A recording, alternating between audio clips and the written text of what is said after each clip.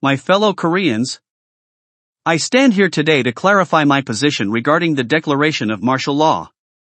The opposition parties are currently going berserk, claiming that the declaration of martial law equates to insurrection. Is what they claim true?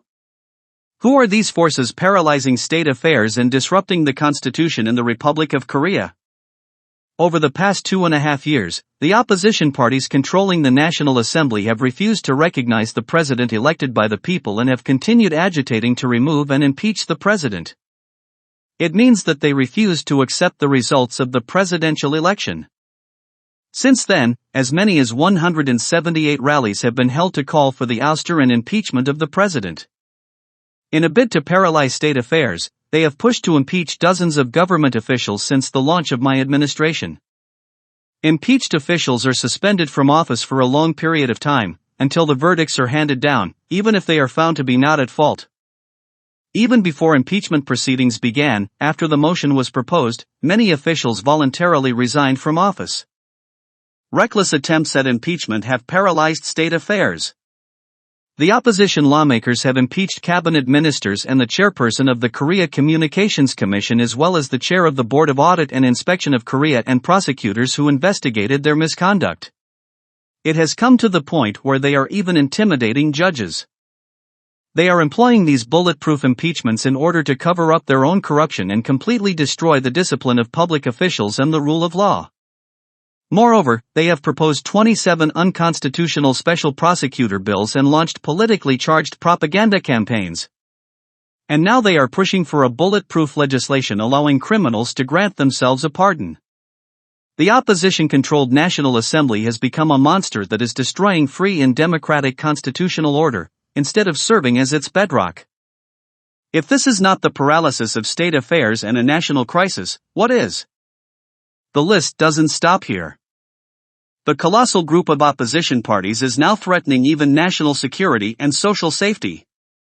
For example, 3 Chinese nationals were caught flying a drone and filming a U.S. aircraft carrier docked in Busan in June. Found on their smartphones and laptops were photos of Korean military installations taken over the past 2 years or more. Last month, a Chinese man in his 40s was caught filming the National Intelligence Service headquarters with a drone. It was revealed that he made a beeline for the National Intelligence Service to do this upon arriving from China. Under the current law, however, there is no way to punish foreign nationals for espionage. To prevent this kind of situation, I tried to amend the spy-related article of the Criminal Act, but the huge main opposition party has adamantly blocked it. That party stripped the National Intelligence Service of its anti-espionage investigative power during the previous administration and is now going so far as to try to repeal the National Security Act. Doesn't this imply that we shouldn't catch spies who threaten our national security? Despite North Korea's illegal provocations, threats of nuclear weapons and missiles, GPS jamming, floating trash balloons, and spy cases involving the Korean Confederation of Trade Unions, the main opposition party sympathizes with the North. Making matters worse, the opposition party is siding with North Korea while also tarnishing the government, which is struggling alone to respond to the North's provocations. They demand that the United Nations must first lift the sanctions that are imposed against North Korea for its illegal nuclear programs. It is impossible to know which nation this political party truly serves and which nation the National Assembly actually represents. Next year's budget covering the special expenses and special activity expenses for the prosecution service and police has been reduced to zero. This budget is essential for supporting investigations into cases where people's livelihoods are encroached upon, such as incidents of financial fraud, crimes against the socially vulnerable and probes into illegal narcotics. It is also needed to fund anti-espionage investigation activities. The budget for responding to narcotics and deepfake crimes has also been slashed. These budget cuts more than just block investigations that target those party members, they go so far as to block investigations into illegal activities that interfere with everyday people's lives, including narcotics violations and organized crime. Doesn't this amount to turning the Republic of Korea into a heaven for spies, a den for drugs and a nation of gang violence? Aren't these kinds of people an anti-state force that is bent upon destroying the country? Even with this being the case, the budget for maintaining their own privileges has been increased. The economy, too, is in a state of emergency. The main opposition party is going so far as to shut off the Republic of Korea's economic growth engines. This becomes evident when you look at the Democratic Party's cutbacks in next year's budget. The financing for supporting the nuclear power ecosystem has been reduced. The funds allocated for the export of nuclear power plants to the Czech Republic have been slashed by 90%. The budget for developing next-generation nuclear plants has been virtually eliminated. Funds for supporting basic scientific research, quantum computing, semiconductors, biotechnology and other drivers of growth have also been greatly reduced. The budget for drilling in the East Sea gas field, the so-called Blue Whale project, has practically been slashed completely. Programs supporting jobs for youth, support for building up the assets of children in socially vulnerable families and even child assistance allowances have been tinkered with. Also, on the chopping block are the Innovative Growth Fund, used to build the industrial ecosystem, and the budget for nurturing small enterprises with powerful technologies. About 1,938 billion Singapore dollars has been taken away from the Disaster Response Reserve, while the research and development budget has also been reduced for vaccines to protect against pandemics. In this way, the Republic of Korea now finds itself in a state of governmental paralysis as a result of the main opposition party's autocratic and violent control of legislation. Social order is in chaos, and the government is unable to perform its administrative and jurisdictional tasks. Fellow Koreans, you may already know much about what I have mentioned so far. However, many other serious matters that have not been revealed directly to the public have also occurred, leading me to make the grave decision to impose martial law. In the second half of last year, North Korea hacked into constitutional institutions such as the National Election Commission and other government organizations. As soon as this was detected, the National Intelligence Service checked for possible information leaks and sought to verify computer system safety. All government organizations agreed to allow the National Intelligence Service to inspect their systems under their own observation. However, the National Election Commission stubbornly refused, arguing that it was a constitutional organization.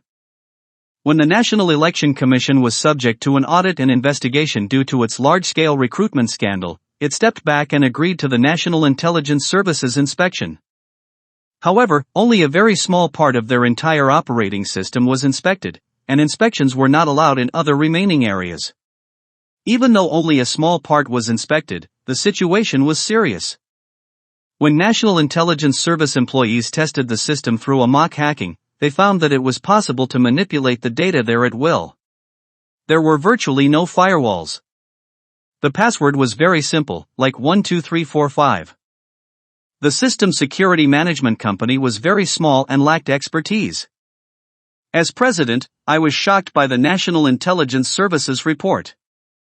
How can our people trust election results when the computer system that manages the elections, the very foundation of democracy, is in such disarray? The National Election Commission was present during the National Intelligence Service's security inspections, and all they did was to repeat again and again the excuse that they had not manipulated the data themselves. The National Election Commission is a constitutional body, and some of its commissioners are from the judiciary. Therefore, it is virtually impossible to initiate a warrant-based search and seizure and conduct compulsory investigations. Without the National Election Commission's cooperation, it's impossible to ascertain the truth. Even before the last general elections in April 24, 2024, I demanded improvements to the areas of concern. However, it is still impossible to verify whether relevant improvements were made. For this reason, I directed the Minister of National Defense to inspect the National Election Commission's computer systems. When the main opposition Democratic Party of Korea recently vowed to impeach the chief prosecutor in Seoul Central District Prosecutor's Office, the prosecutors who investigate and audit their corruption, as well as the chair of the Board of Audit and Inspection, a constitutional body, I decided I could no longer sit idly by. I thought I had to do something. It became clear that they would soon point the impeachment knife to the judiciary as well. This is why I considered the option of declaring martial law. Although the huge group of opposition parties kept taking unconstitutional measures that overstepped its constitutional authority, I decided to exercise my authority within the framework of the Constitution. I decided to declare martial law based on my judgment that the current devastating paralysis of state affairs was the result of the executive and judicial branches' state functions collapsing as the result of social disruption. My purpose was to inform the public about the colossal group of opposition parties' heinous anti-state behavior and to warn them to cease such behavior. In so doing, I sought to halt the collapse of our free and democratic constitutional order and to normalize state functions.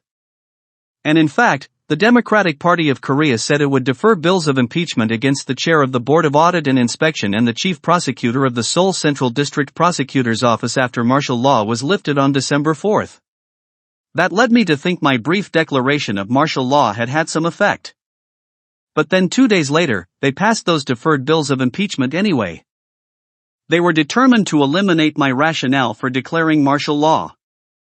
I had initially told the defense minister that unlike previous martial law decrees, I would make an emergency appeal to the public and inform Koreans about the current crisis in the form of martial law.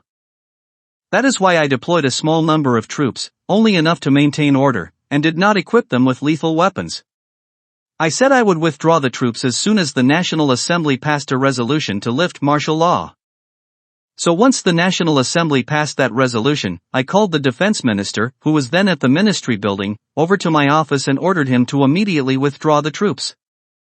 The emergency measures I took as president were designed not to destroy the constitutional order and the Constitution, but to protect and restore them, and to inform the public of this disastrous crisis for our country. The reason I sent a small contingent of troops to the National Assembly was to symbolically reveal the destructive behavior of that huge group of opposition parties. Those troops were intended to maintain order, since large numbers of citizens and people from the National Assembly were likely to gather after seeing the broadcast about the martial law declaration. Obviously, the troops were not intended to disperse the National Assembly or paralyze its functions. A contingent of fewer than 300 soldiers without lethal weapons could not have held the spacious grounds of the National Assembly for any significant amount of time. The sort of martial law decrees issued in the past required tens of thousands of troops and a great deal of prior discussions and preparations. However, I did not order the defense minister to dispatch the troops until after I had informed the public about martial law in my televised statement. Therefore, I gave my televised address to the nation at 10:30 p.m. The troop deployment started from 11:30 p.m., or a little after midnight. When the National Assembly voted to lift martial law a little later at 1 a.m., the troops were ordered to withdraw immediately. In the end, the troops were there only for an hour or two. If the objective was to paralyze the functions of the National Assembly, martial law should have been imposed on the weekend, not on a weekday. The measures to cut power and water to the National Assembly building would have been taken, and broadcasting would have also been restricted. However, none of these measures has been taken. The National Assembly conducted deliberations normally, and the proceedings were broadcast live to the entire nation. Even though we took indispensable emergency measures to appeal to the people as part of the efforts to restore and defend the free and democratic constitutional order, we ensured that everything possible has been done as safety precautions to prevent casualties. This is why only elite troops above the level of non-commissioned officers, not regular conscripts, were deployed. In preparing this martial law, I discussed it only with the Minister of National Defense. I informed some of my staff and cabinet members at the cabinet meeting right before its declaration. Many of those present opposed its declaration, expressing concerns relevant to their areas of responsibility. From the perspective of the president who oversees the entire state of affairs, I explained that this measure was inevitable in the current situation. Military officers have done nothing wrong, they were simply following my orders to move troops after the declaration. Let me be clear. I did not block National Assembly members and staff from entering the Assembly. That is why lawmakers and a huge crowd were able to enter the National Assembly grounds, the main building and the plenary chamber, and why the deliberation about lifting martial law was able to be conducted. And yet, somehow, there are those who have managed to greatly incite others erroneously by fabricating charges of insurrection designed to bring me down. Can there be a 2-hour-long insurrection? Is it a revolt if you deploy a small number of troops briefly to maintain order? Why is the colossal group of opposition parties rushing to impeach me under false pretenses? There is only one reason. Since a guilty verdict in a case against the leader of the main opposition party is imminent, they are trying to get around it by impeaching the president and holding an early presidential election. They are trying to cover up their crimes and seize control of state affairs even by destroying the national system. Isn't this the actual act of disrupting the Constitution? Whether they impeach me or investigate me, I will stand firm. I have already said that I will not evade legal or political responsibility for the declaration of martial law. Since taking office, I have never been concerned about my approval rating, my term as president, or maintaining my position. If I had only thought about keeping my position, I would not have fought against the forces disrupting the Constitution, and I would not have declared martial law as I did.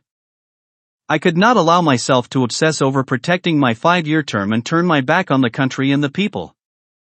I could not betray the intention of the people who elected me.